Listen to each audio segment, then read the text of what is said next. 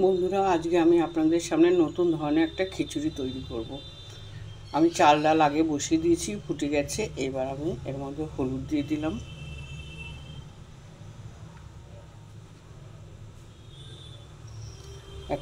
একটু লঙ্কার গুঁড়ো দিয়ে দিলাম, স্বাদ অনুসারে 1 চামচ নুন দিয়ে দিচ্ছি,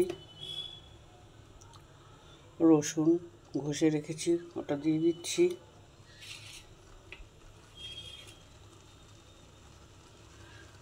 টমেটো একটা কুচি দিয়ে দিলাম,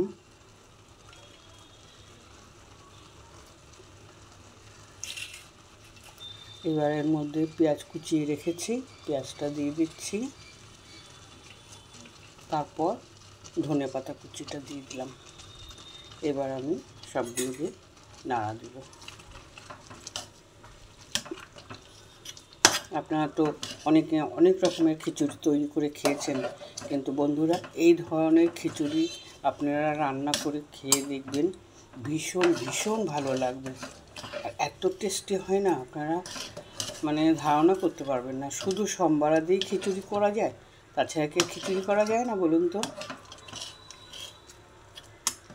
এই ধরনের খিচুড়ি আমার তো ভীষণ ভীষণ ভালো লাগে। আপনাদের ভালো লাগে কি না সেটা জানাবেন কমেন্টের মাধ্যমে। এবার আমি গ্যাসটা বাড়িয়ে দেবো ভালো করে ফোটার জন্য। দেখুন,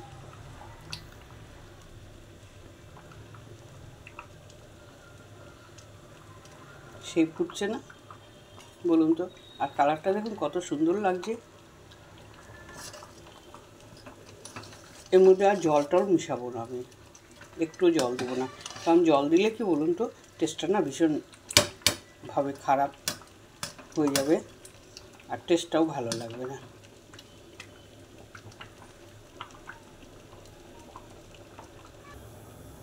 বন্ধুরা এই দেখুন, এবার আমি এর মধ্যে সরষের তেল দিয়ে দেবো।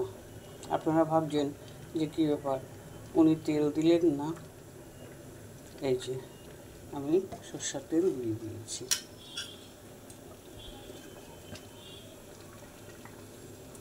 দেখুন কত সুন্দর লাগছে। আর এটা আমি একটু নরমই রাখবো, নরম মানে একটু পাতলা টাইপের খিচুড়িটা হবে। পাতলা টাইপের খিচুড়ি না হলে না এটা টেস্টে লাগবে না খেতে একদম। ওই জন্য আমি পাতলা করবো খিচুড়িটাকে। এরকম ডালও সেদ্ধ হয়ে গেছে, চালও সেদ্ধ হয়ে গেছে, আর একটু হবে। এখন বারে বারে শুধু একটু নেড়ে দিতে হবে, না হলে না তলায় লেগে যাবে।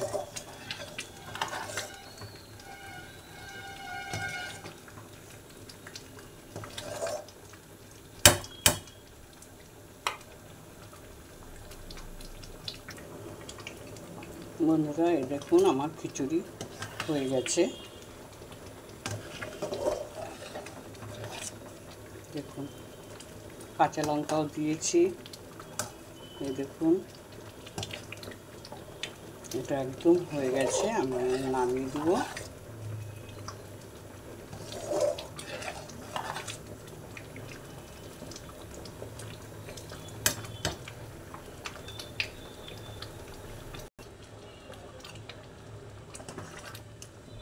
কারণ এরকম পাতলা না রাখলে না খিচুড়িটা পরে জমে যাবে, ওই জন্য এইরকম পাতলাই নামিয়ে দিতে হবে।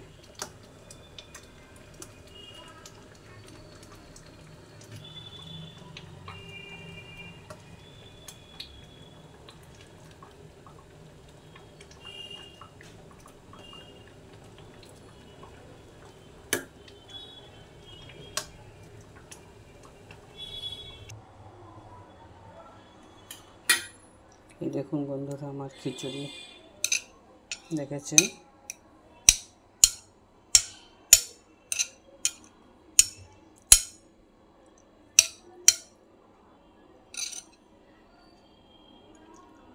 যা গরম, ওহ বন্ধুরা বিশ্বাস করুন ভীষণ ভীষণ টেস্টি হয়েছে।